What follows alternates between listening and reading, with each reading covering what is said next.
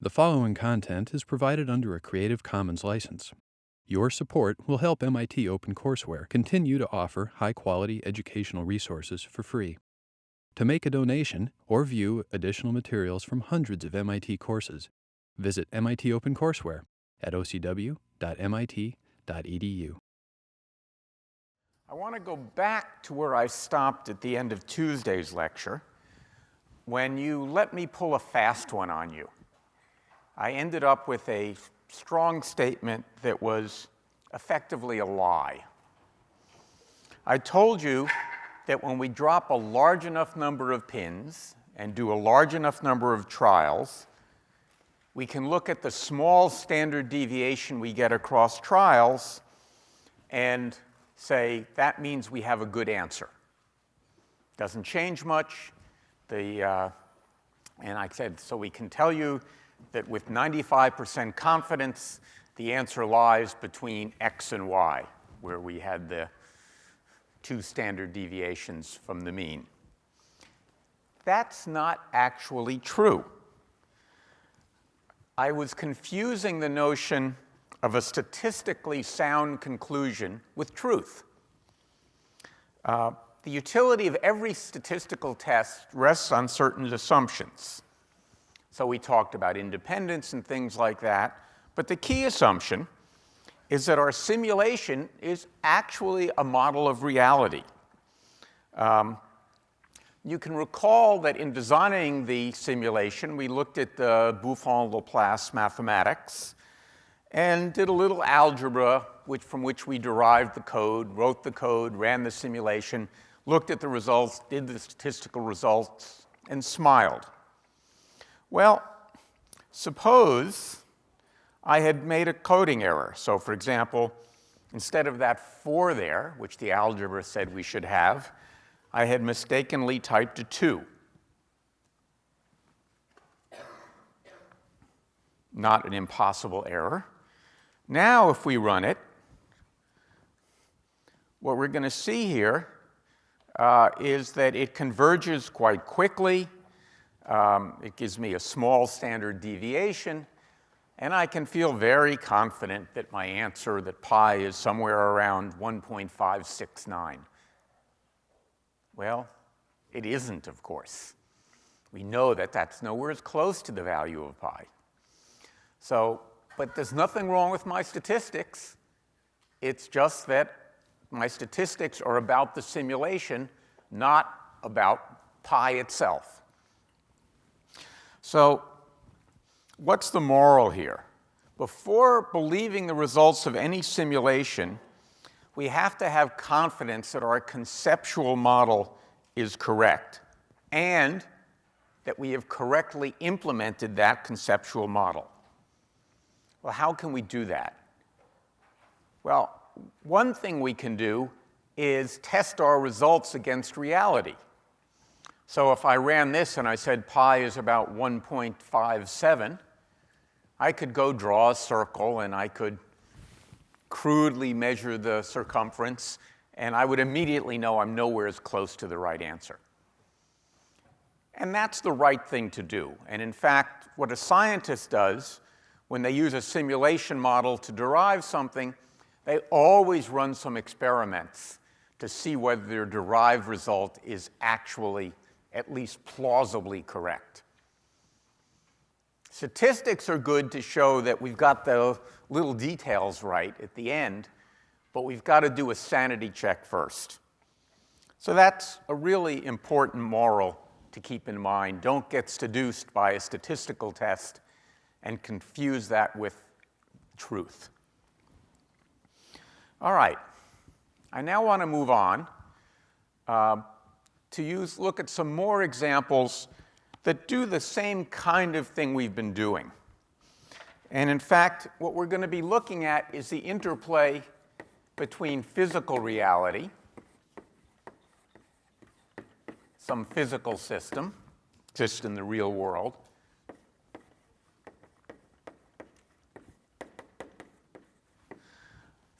some theoretical models of the physical system, and computational models.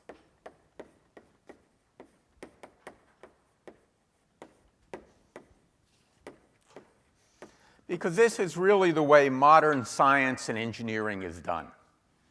We start with some physical situation, and by physical, I don't mean it has to be bricks and mortar or physics or biology. The physical situation could be the stock market, if you will, some real situation in the world.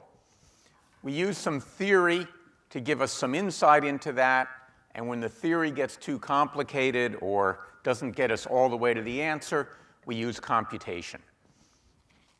And I now want to talk about how those things relate to each other. So imagine, for example, that you're a bright student in high school biology, chemistry, or physics, a situation probably all of you have been in. And you perform some experiment to the best of your ability, but you've done the math and you know your experimental results don't actually match the theory. What should you do? Well, I suspect you've all been in this situation. You could just turn in the results and risk getting criticized for poor laboratory technique. Some of you may have done this. More likely what you've done is you've calculated the correct results and turned those in, risking some suspicion that they're too good to be true. But being smart guys, I suspect what all of you did in high school is you calculated the correct results, looked at your experimental results, and met somewhere in between to introduce a little error but not look too foolish. Have any of you cheated that way in high school?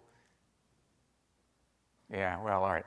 We have about 2 people who admit it. The rest of you are either exceedingly honorable or just don't want to admit it. I confess I had fudged experimental results in high school, but no longer. I have seen the truth. All right. To do this correctly, you need to have a sense of how best to model not only reality, but also experimental errors. Typically, the best way to model experimental errors, and we need to do this even when we're not attempting to cheat, is to assume some sort of random perturbation of the actual data. And in fact, one of the key steps forward, which was really Gauss's big contribution, was to say we can typically model experimental error as normally distributed, as a Gaussian distribution. So let's look at an example. Let's consider a spring, not the current time of year or a spring of water, but the kind of spring you looked at in 801, right? The things you compress with some force, then they expand, or you stretch, and then they contract. Springs are great things. We use them in our cars and our mattresses, seat belts. We use them to launch projectiles, lots of things. And in fact, as we'll see later, they're frequently occurring in biology as well. I don't want to belabor this. I presume you've all taken 801. Do they still do springs in 801? Yes, good. All right. So as you know, in 1676, maybe you didn't know the date, the British physicist Robert Hooke formulated Hooke's law to explain the behavior of springs. And the law is very simple. It's F equals minus kx. In other words, the force, F, stored in a spring is linearly related to x, the distance the spring has been either compressed or stretched. Okay, so that's Hooke's law. You've all seen that. The law holds for a wide variety of materials and systems, including many biological systems. Of course, it does not hold for an arbitrarily large force. All springs have an elastic limit. And if you stretch them beyond that, the law fails. Has anyone here ever broken a slinky that way? Where you've just taken the spring and stretched it so much that it's no longer useful. Well, you've exceeded its elastic limit. The proportionate of constant here, K, is called the spring constant.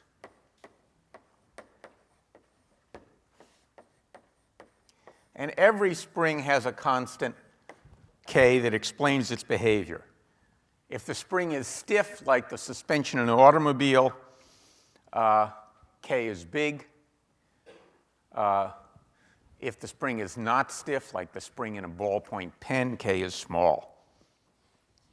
The negative sign is there to indicate that the force exerted by the spring is in the opposite direction of the displacement. If you pull a spring down, the force exerted by the spring is going up. Knowing the spring constant of a spring is actually a matter of considerable practical importance. It's used to do things like calibrate scales one can use to weigh oneself if one wants to know the truth. Atomic force microscopes, lots of kinds of things. And in fact, recently people have started worrying about thinking that you should model DNA as a spring. And finding the spring constant for DNA turns out to be of considerable use in some biological experiments. All right.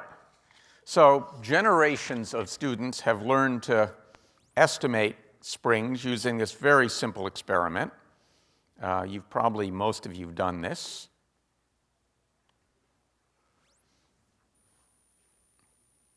Get a picture up here. All right.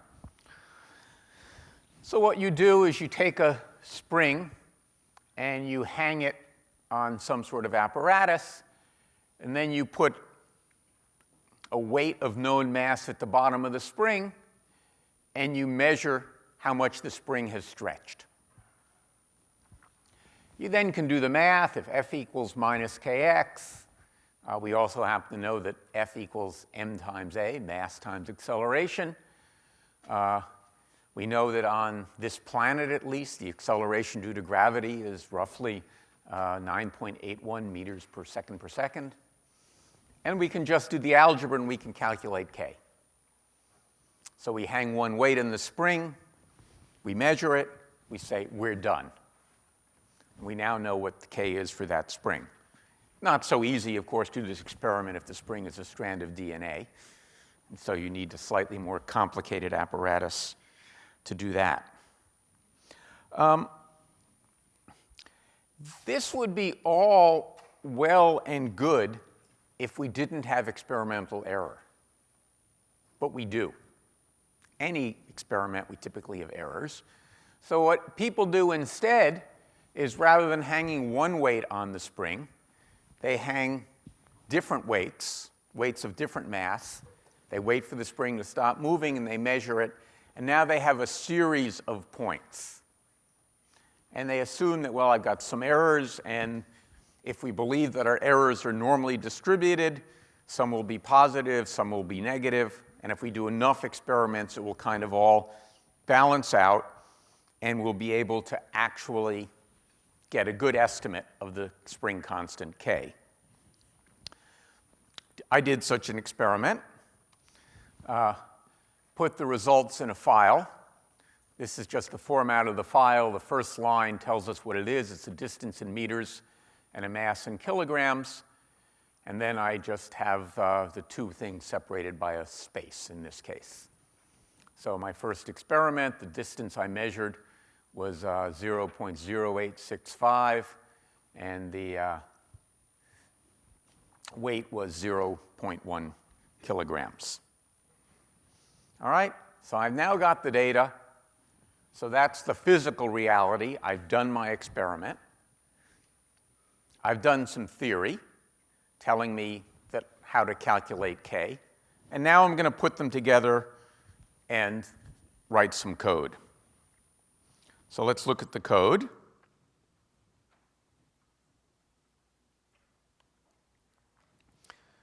We'll skip over this, and I'll comment this out so we don't see pi get estimated over and over again.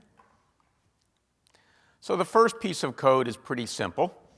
It's just getting the data. And again, this is typically the way one ought to structure these things. I/O, input-output, is typically done in a separate function, so that if the format of the data were changed, I'd only have to change this and not the rest of my computation. It opens the file, discards the header, and then uses split to get the x values and the y values. All right? So now I just get all the distances and all the masses, not the x's and the y's yet, just distances and masses. Then I close the file and return them. Nothing that you haven't seen before, nothing that you won't get to write again and again and again. Similar kinds of things. Then I plot the data. So here we see something that's a little bit different from what we've seen before. So the first thing I do is I get my x and y by calling getData. Then I do a type conversion. What getData is returning is a list. I'm here going to convert a list to another type called an array. This is a type implemented by a class supplied by PyLab, which is built on top of something called NumPy, which is where it comes from. An array is kind of like a list. It's a sequence of things.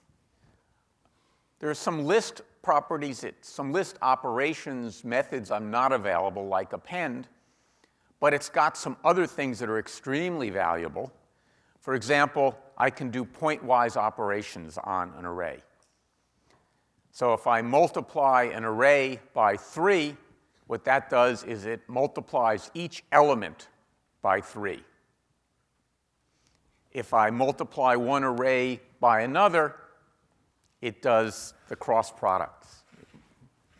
Okay? So they're very valuable for these kinds of things. Typically, in Python, one starts with a list because lists are more convenient to build up incrementally than arrays, and then converts them to an array so that you can do the math on them. For those of you who've seen MATLAB, you're very familiar with the concept of what Python calls an array. Those of you who know C or Pascal, what it calls an array has nothing to do with what Python or PyLab calls an array. So it can be a little bit confusing. At any rate, I convert them to arrays. And then what I'll do here, now that I have an array, I'll multiply my x vals by the acceleration due to gravity, this constant, 9.81. And then I'm just going to plot them.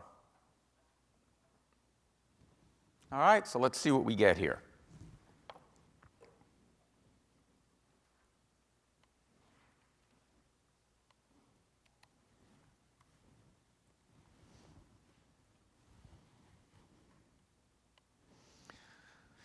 So here I've now plotted the measured displacement of the spring, force in newtons. That's the standard international unit for measuring force. It's the amount of force needed to accelerate a mass of 1 kilogram at a rate of 1 meter per second per second. So I've plotted the force in newtons against the distance in meters. Okay. Now I could go and calculate K.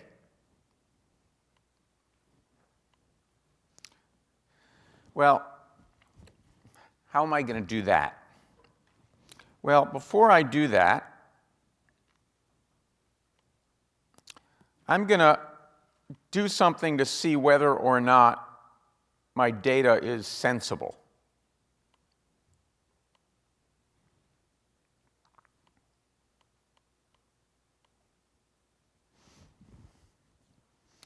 What we often do is we have a theoretical model, and the model here is that the data should fall on a line, roughly speaking, modulo experimental errors. I'm going to now find out what that line is. Because if I know that line, I can compute K. How does K relate to that line? So I plot a line, and now I can look at the slope of that line, how quickly it's changing, and K will be simply the inverse of that. How do I get the line? Well, I'm going to find a line that is the best approximation to the points I have. So if, for example,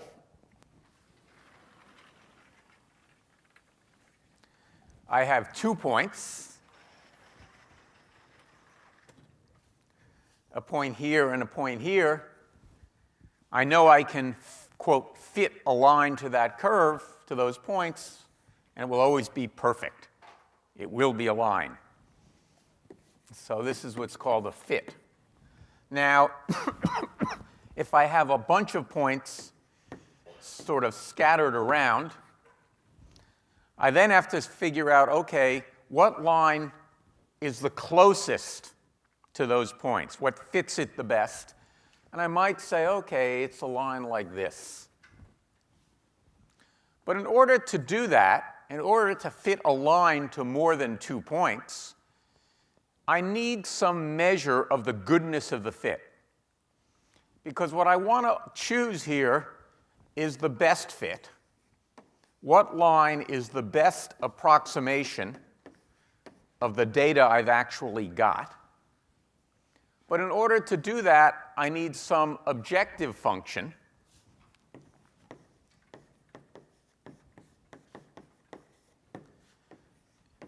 that tells me how good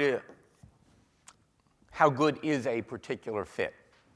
That lets me compare 2 fits so that I can choose the best one. OK?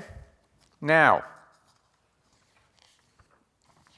if we want to look at that, we have to ask, what should that be? There are lots of possibilities. One could say, all right, let's find the line that goes through the most points, that actually touches the most points. The problem with that is it's really hard to, and it may be totally irrelevant. And in fact, you may not find a line that touches more than 1 point. So we need something different. And there is a standard measure that's typically used, and that's called the least squares fit.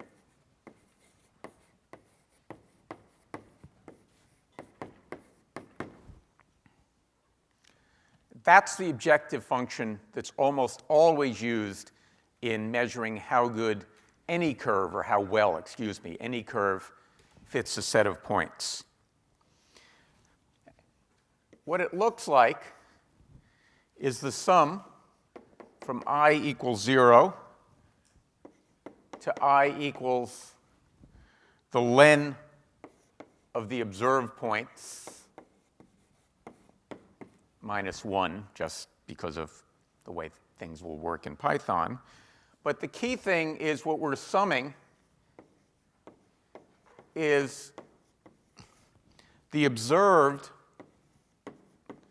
at point I minus the predicted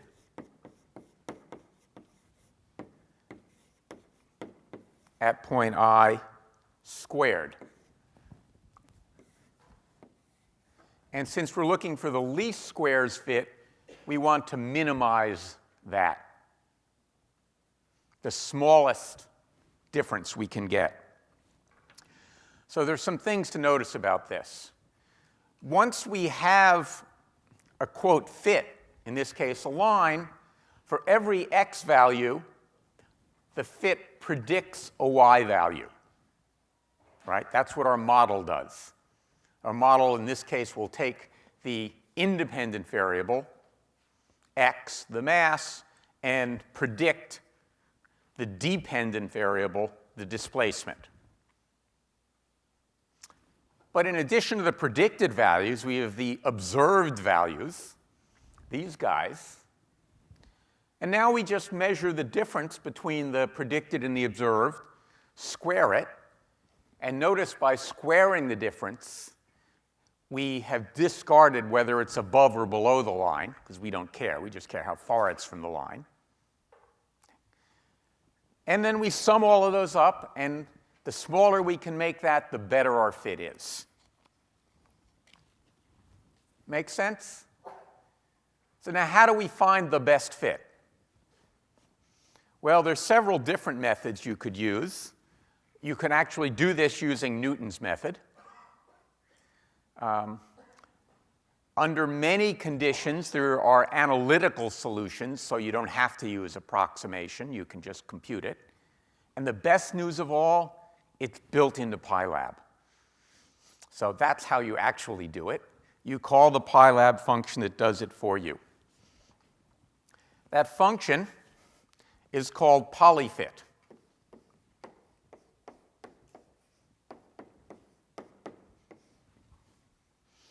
Polyfit takes 3 arguments. It takes all of the observed x values, all of the observed y values, and the degree of the polynomial.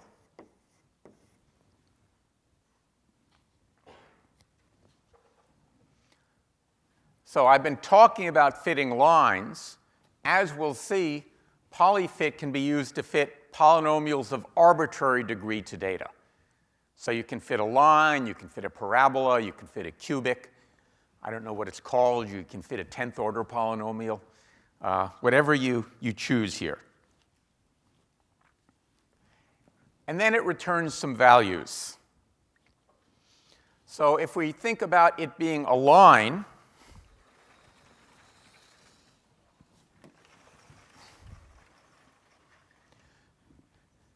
we know that it's defined by the y value is equal to ax plus b, some constant times the x value plus b, the y-intercept. So now let's look at it. We see here in fit data, what I've done is I've gotten my values as before. And now I'm going to say AB equals pylab.polyfit of x values, y values, and 1. Since I'm looking for a line, the degree is 1. Once I've got that, I can then compute the estimated y values, a times pylab.array. I'm turning the x values into an array. Actually, I didn't need to do that, did I, since I'd already done it? That's OK. Plus b. And now I'll plot it. And by the way, now that I've got my line, I can also compute k. And let's see what we get.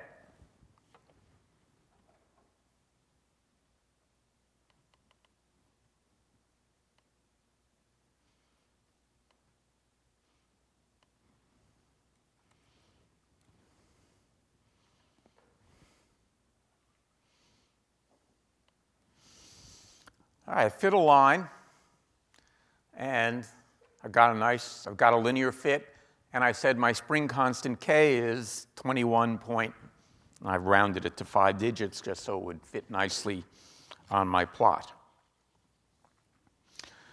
Okay, the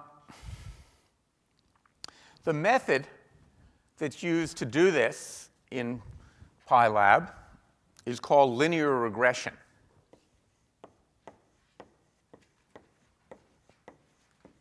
Now, you might think it's called linear regression because I've just used it to find a line.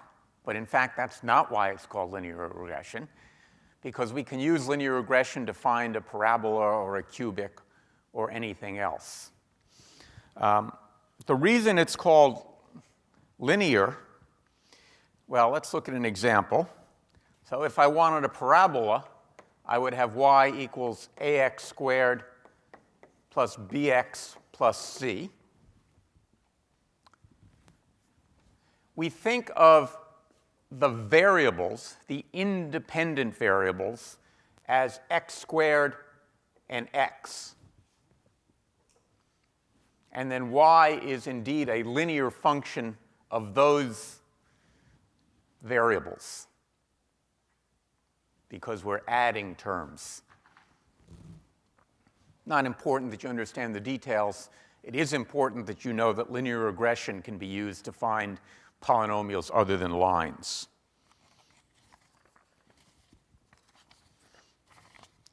All right. So we've got this done. Should we be happy? We can look at this. We've fit the best line to this data point. We've computed k. Are we done?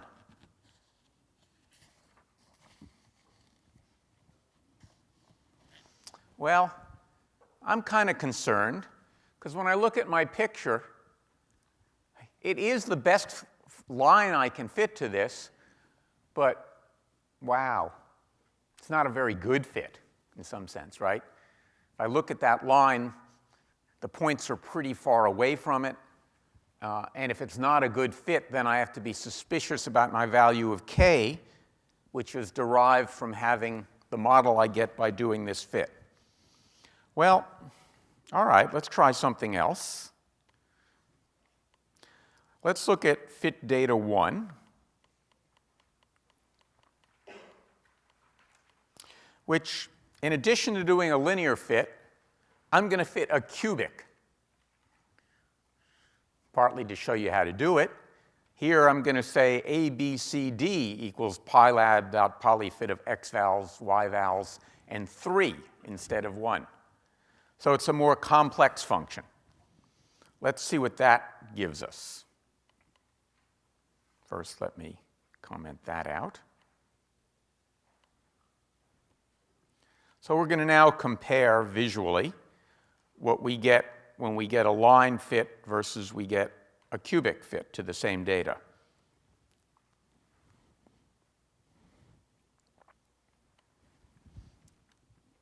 Well, looks to me like a cubic is a much better description of the data, a much better model of the data than a line.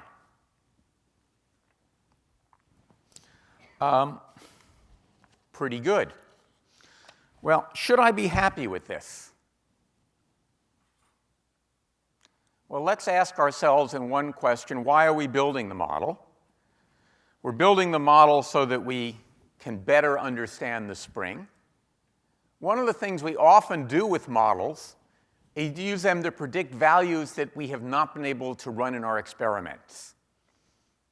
So, for example, if you're building a model of a nuclear reactor, you might want to know what happens when the power is turned off for some period of time. In fact, if you read today's paper, you notice they've just done a simulation model of a nuclear reactor in, I think, Tennessee, and discovered that if it lost power for more than 2 days, it would start to look like the nuclear reactors in Japan.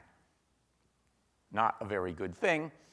But of course, that's not an experiment anyone wants to run. No one wants to blow up this nuclear reactor just to see what happens.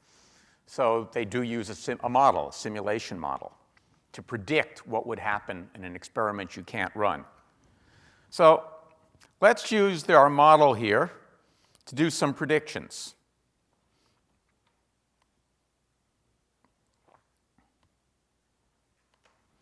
So here I've taken the same program. I've called it fit data 2. But what I've done is I've added a point. So instead of just looking at the x vals, I'm looking at something I'm calling extended x, where I've added a weight of 1.5 kilos to the spring just to see what would happen, what the model would predict. And other than that, everything is the same.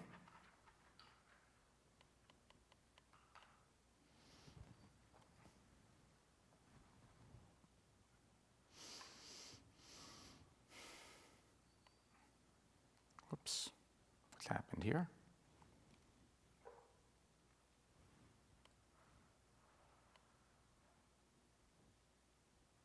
Probably shouldn't be computing k here with a nonlinear model. Oh, all right, why is it not?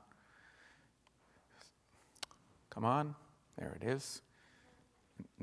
Now we have to uncomment this out, or uncomment this.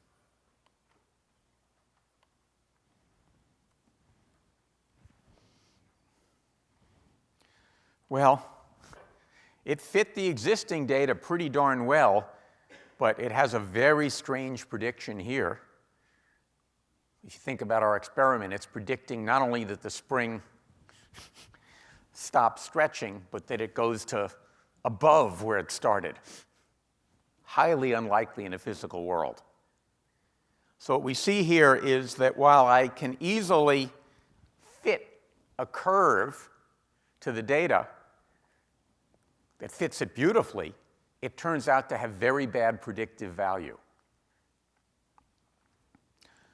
What's going on here? Well, I started this whole endeavor under an assumption that there was some theory about springs, Hooke's law, and that it should be a linear model. Just because my data maybe didn't fit that theory doesn't mean I should just fit an arbitrary curve and see what happens. It is the case that if you're willing to get a high enough degree polynomial, you can get a pretty good fit to almost any data. But that doesn't prove anything. It's not useful. It's one of the reasons why when I read papers, I always like to see the raw data.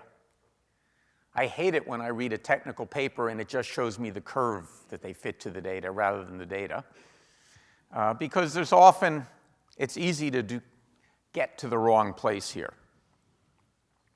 So let's, for the moment, ignore the curves and look at the raw data.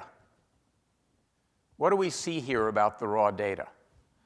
Well, it looks like at the end, it's flattening out. Well, that violates Hooke's law, which says I should have a linear relationship. Suddenly, it stopped being linear. Have we violated Hooke's law? Have I done something so strange that maybe I should just give up on this experiment? What's the deal here? So, does this data contradict Hooke's law? Let me ask that question. Yes or no? Who says no? Why no? Hooke's law applies only for small displacements. Well, not necessarily small, but only up to an elastic limit. Which is, in the scheme of infinity, it's small. Compared to infinity, most things are small. Yeah, sorry. Up to the limit where the linearity breaks. Exactly right. Oh, I overthrew my man here. Okay. Pick it up on the way out. Exactly. It doesn't. It just says probably I exceeded the elastic limit of my spring in this experiment. Well, now let's go back. And let's go back to our original code.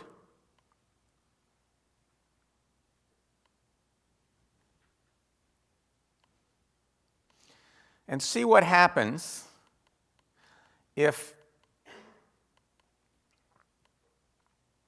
I discard the last 6 points where it's flattened out, the points that seem to be where I've exceeded the limit. So I can easily do that. Do this little coding hack. It's so much easier to do experiments with code than with physical objects. Now let's see what we get.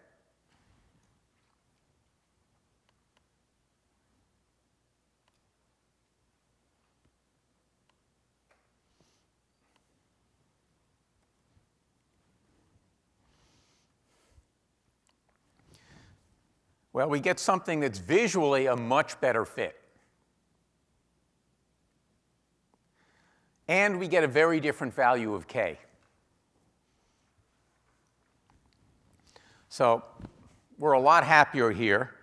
And if I fit a cubic to this, you would find that the cubic and the line actually look a lot alike.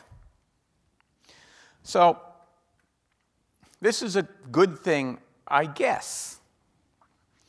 On the other hand, how do we know which line is a better representation of physical reality, a better model?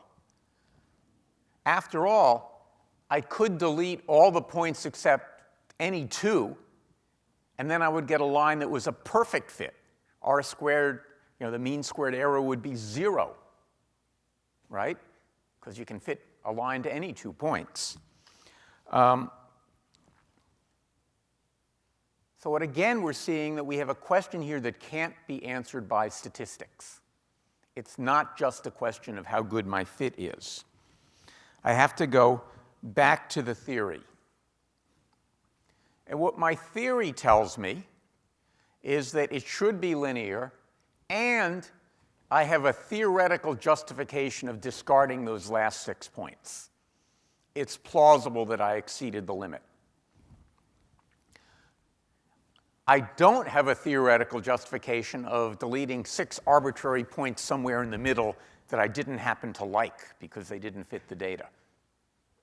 So again, the theme that I'm getting to is this interplay between physical reality, in this case the experiment, the theoretical model, in this case Hooke's law, and my computational model, the line I fit to the experimental data.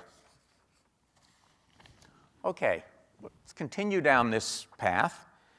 And I want to look at another experiment, also with a spring, but this is a different spring. Maybe I'll bring in that spring in the next lecture and show it to you. This spring is a bow and arrow. Actually, it's the bow is the spring. Anyone here ever shot a bow and arrow?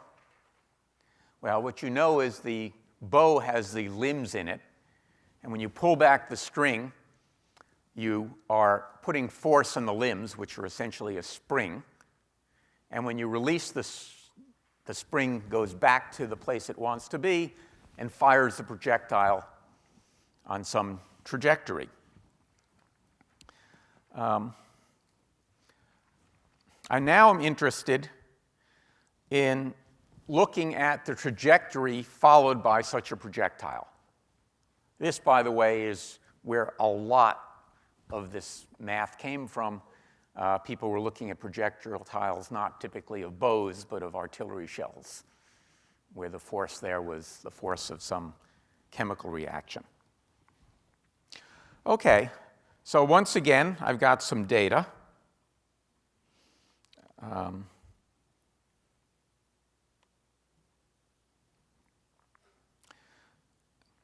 In a file, similar kind of format. And I'm going to read that data in and plot it. So let's do that.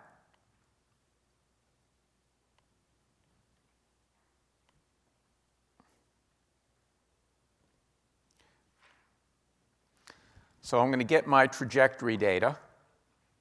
The way I did this, by the way, is I actually did this experiment. I fired 4 arrows from different distances and measured the mean height of the 4.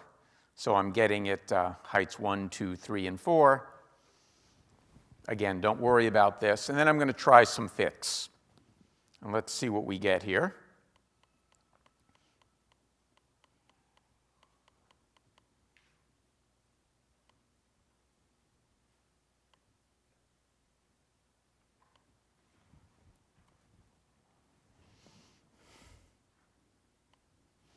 So I got my data, inches from launch point and inches above launch point. And then I fit a line to it. And you can see there's a little point way down here in the corner. The launch point and the target were at actually the same height for this experiment. And not surprisingly, the bow was angled up, I guess, and the arrow went up, and then it came down and ended up in the target. I fit a line to it. That's the best line I can fit to these points. Well, it's not real good. So let's pretend I didn't know anything about projectiles. I can now use computation to try and understand the theory. Assume I didn't know the theory.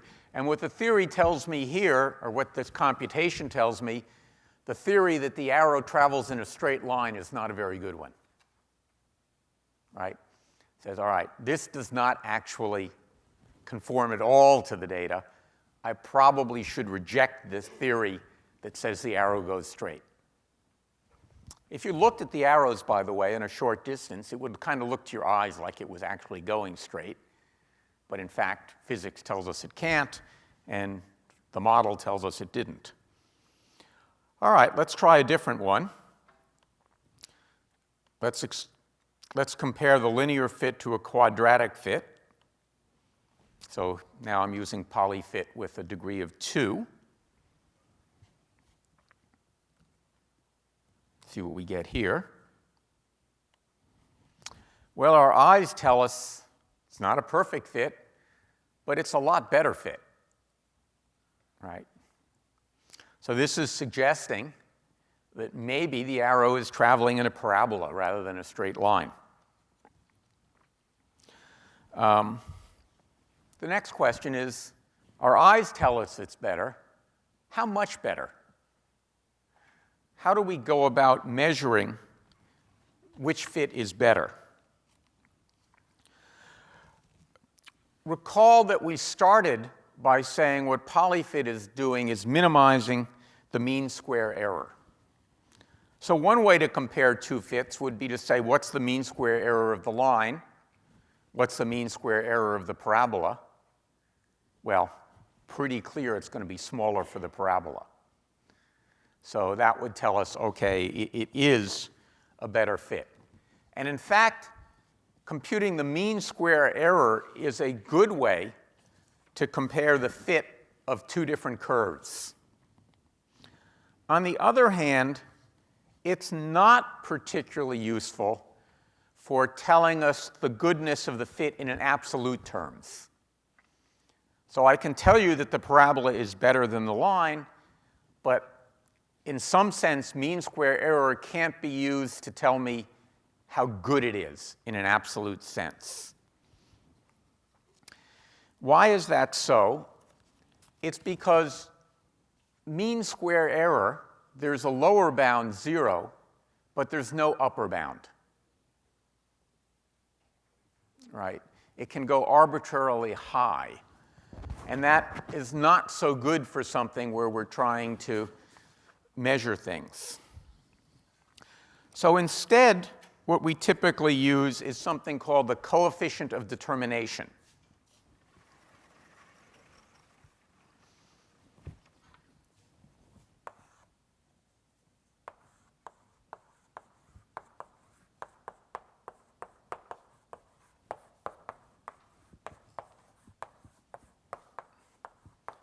Usually written, for reasons you'll see shortly, as r squared.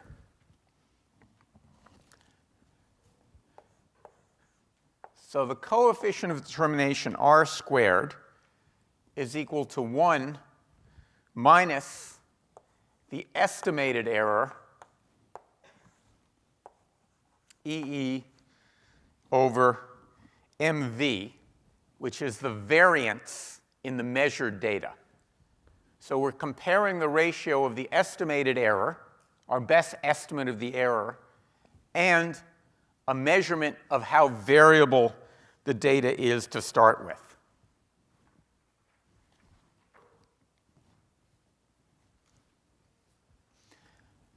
As we'll see, this value is always less than 1, less than or equal to 1, and therefore r squared is always going to be between 0 and 1. Which gives us a nice way of thinking about it in an absolute sense. All right, so what are these values? How do we compute them? Well, I'm going to explain it the easiest way I know, which is by showing you the code. So I have the measured values and the estimated values. The estimated error is going to be, I take the estimated value, the value given me by the model, subtract the measured value, and square it, and then I just sum them. All right, this is like what we looked at for the mean square error, but I'm not computing the mean, right? I'm getting the total of the estimated errors. I can then get the measured mean, which is the measured sum, divided by the length of the measurement. That gives me the mean of the measured data. And then my measured variance is going to be the mean of the measured data minus each point of the measured data squared, and then summing that.